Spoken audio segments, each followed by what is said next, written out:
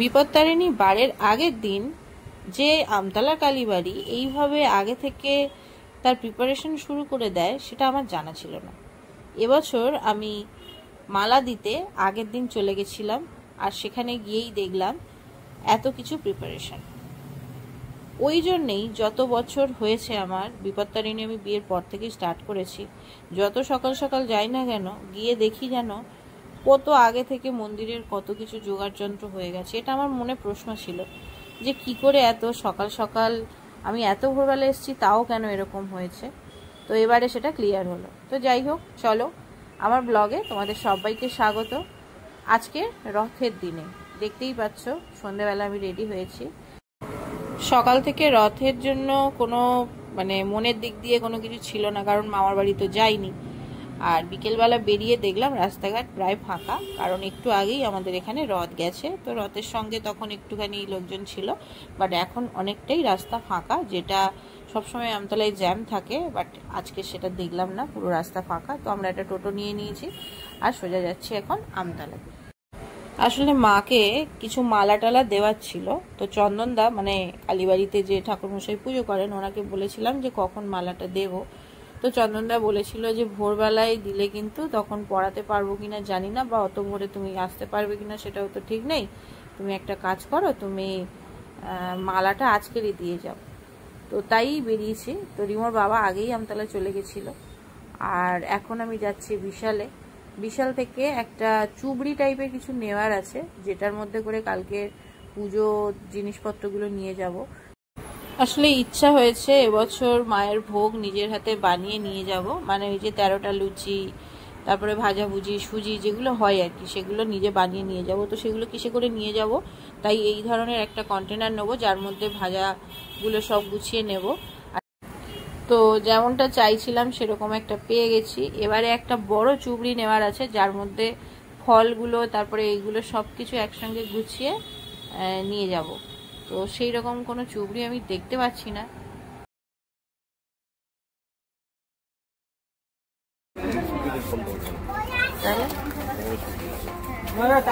বড় চুবড়ি এখানে, এর থেকে বড় চুবড়ি কোথাও বাইরে পাবে? হ্যাঁ, আর নাকি ওই রকম একটা ওই নিয়ে নেবে, ওটা নিয়ে যেতে অসুবিধা হবে। এইটা ওইরকম একটা নিয়ে নিলে ওটা করে নিয়ে যেতে অসুবিধা হবে। কোনটা নিই না নিই দেখতে দেখতে এইরকম একটা বাস্কেট দেখলাম, যেটা নিলাম, কারণ ওর মধ্যে ফলগুলো নিয়ে তারপরে এই কন্টেনারটা ওটার মধ্যেই বসিয়ে নিতে পারবো। তো সাইজটা একটু বড় ছিল, তাই রিমোর বাবা আর আমি একটু ভাবাভাবি করছিলাম যে ওটা নেবো কি নেবো না, তারপরে শেষ পর্যন্ত ওটাই নিয়েছিলাম। বিশালে এসে না কোনো কিছু কেনাকাটা করলে আমার সব থেকে বেশি ভয় লাগে এই বিল করবার সময়, এত লাইন পড়ে, তাই খুব আমি চাপে থাকি। আর নর্মালি আমি একা কোনোদিন আসিনি, কোনো সময় রিমো থাকে, কোনো সময় কৌশিক থাকে, কোনো সময় রিমোর বাবা থাকে। বিলিং কাউন্টারে আমি খুব একটা দাঁড়াই না, আজকে তাই দূর থেকে দাঁড়ালাম। আর রিমোর বাবা গিয়ে দেখো বিল কাউন্টারে লাইন দিয়ে দিয়েছে, যদিও আজকে লাইন খুবই কম, ওই যে বললাম রথের কারণে হয়তো আজকে তেমনভাবে লোকজন নেই। তো বিলটা করে এবারে বেরিয়ে যাব দেবুদার কাছে। দেবুদার কাছে ফুল সব অর্ডার দেওয়া আছে, আর ফুল দেবুদা নিয়ে চলেও এসছে। তো ফুলগুলো নিয়ে তারপরে কালীবাড়িতে যাব। আর রথের জন্য এইরকম কয়েকটা জায়গায় এই খিচুড়ি ভোগ বিতরণ করছে, আমিও এই খিচুড়ি ভোগ একটু খেয়েছি, জাস্ট ওয়াও টেস্ট ছিল। যাই হোক, আর এখানে দেবুদার কাছে চলে এসেছি, দেবুদা মালাগুলো নিয়ে চলে এসছে যেহেতু। তো মায়ের জন্য একটা বড় জবার মালা ছিল, আর একটা রজনীগন্ধার মালা ছিল, আর কটা পদ্ম ফুল ছিল, এরকম কটা জিনিসই আনতে দেওয়া ছিল। তো দেখতেই পাচ্ছ দেবুদা সব গুছিয়ে রেখেছে। মালাটাও বেশ মোটা ছিল, দেবুদা নিজে গেঁথেছে, সেটাই দেবুদা বলছিল যে নর্মাল কিন্তু আমি কেনা মালা আনিনি, আমি নিজে গেঁথেছি, আর যথেষ্ট বড়ও ছিল মালাটা। আমি যতক্ষণ দেবুদার কাছে চলে এসেছিলাম, রিমোর বাবা ততক্ষণ ওই 13 রকমের মিষ্টি নিয়ে নিয়েছে, আর এখন মালাগুলো নিয়ে নিল। আর অযোধ্যাতে একটুখানি ওই বাস্কেটটা রেখে দিল, ফ্রিজে ওটা বয়ে নিয়ে যাবে না বলে। আর এখন আমরা মালাগুলো দিতে যাচ্ছি কালীবাড়িতে। কালীবাড়ির সামনেও কিন্তু সেই খিচুড়ি ভোগ দেওয়ার যে স্টলগুলো ছিল সেটা বসেছিল, দেখতে পাচ্ছি সবাই এখানে খাচ্ছে, সেই সময় তো সবাই সেটা দাঁড়িয়ে দেখছিল। দেখতে পাচ্ছি এইরকম ভ্যানে করে করে একটা করে কন্টেনারে খিচুড়ি সঙ্গে আমি ঢুকলাম। এবার ভিতরে গিয়ে দেখলাম কালকে বাড়ির জন্য সব প্রিপারেশন দেখতেই পাচ্ছ। এখানে আজকের কিন্তু সবাই আরতি দেখছিল, আর কয়েকজন মনে পুজো দিচ্ছিল, তারা ভিতরে বসেছিল। মন্দিরে ঢুকেই প্রথমে মাকে একটু দর্শন করে নিলাম, আর দেখলাম চন্দনদা তখন পুজো করছে, তাই ওয়েট করতে হবে। তো সেই জন্য রিমোর বাবাকে বললাম সাইডে দাঁড়াও, চন্দনদা পুজো কমপ্লিট করা হয়ে যায়, তারপরে আমরা তারপরে রিমোর বাবা বলল ভিতরে সাইড দিয়ে চলো, মন্দিরের ভিতরে গিয়ে বসি, চন্দনদার হয়ে গেলে দেখা করে নেবে। তো ঢুকতে গিয়েই দেখলাম কালকের মানে বারের জন্য সব ফলগুলো কাটাকুটি করছে অনেকে, আর এখানে আরতির পরে শান্তি জল নেওয়ার জন্য অনেকে দাঁড়িয়ে আছে। প্রত্যেকবার আমি মোটামুটি 5:30 6টার মধ্যে মন্দিরে যাই পুজো দিতে, গিয়ে দেখি সব ডালার জোগাড় টোগাড় করে সব ডালা নিয়ে বসে আছে। এটা আমার মনে যে এই ডালাগুলো কখন বানায়। তো আজকের আমি বুঝলাম যে রাত্রে এইভাবে পুরো সব রেডি করে ভোরবেলা আসে দেখা করে দিয়ে এখন আবার ওর বাবা দেখতেই পেলে অজন্তা থেকে বাচ্চাটা বার করে নিয়ে এলো, আর এখন আমরা টোটোতে উঠে গেছি।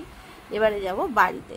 হ্যাঁ, আজকের বাড়িতে গিয়ে একটু রেস্ট নিয়ে তারপরে কিন্তু আমাকে রাত থেকে বেশ কিছুটা রাত থেকে চন্দনদার কাছে জিজ্ঞেস করে নিলাম। চন্দনদা বলল যে রাত্রেই বানিয়ে রেখে দেবে ভোগের যে লুচি টুচি যেগুলো সেগুলো, তো সেই জন্যে রাত্রের দিকে বানাবো। এবার কটায় বানাই সেটা দেখছি পরে, বাড়িতে আগে যাই, একটু রেস্ট নিই, তারপরে খাওয়া দাওয়া করব, স্নান করে নেবো, তারপরে ভোগ করতে বসবো। এবার সেটা কটায় করবো না করবো সেটা তোমাদের সঙ্গে পরে শেয়ার করব।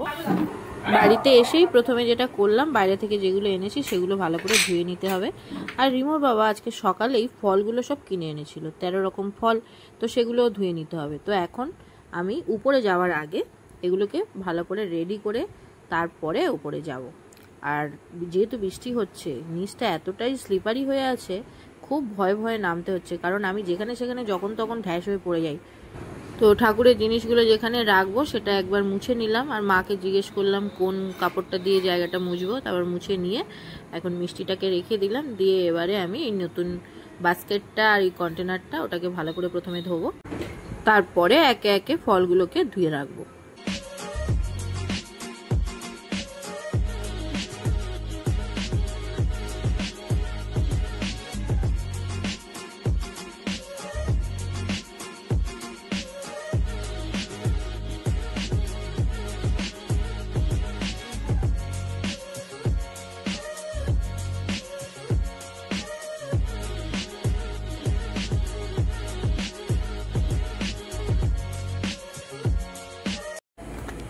ওপরে এসে প্রথমেই যেটা করলাম, গোপুসোনাকে ড্রেস ছাড়িয়ে শুইয়ে দিলাম। আর আজকের আমার খাওয়ার ছিল কড়াই সিদ্ধ, আর আজকের রথের দিনে গোপুসোনাকে দিয়েছিলাম পায়েস, সেই পায়েসও ছিল একটু, আর খিচুড়ি ভোগ দিয়ে গেছিলো, যেটা বলছিলাম না যে বিতরণ করছিল যারা, তারা আমাদের বাড়িতেও একটু দিয়ে গেছিলো। তো সেই সব মিলিয়ে আমার আজকের খাওয়া হলো।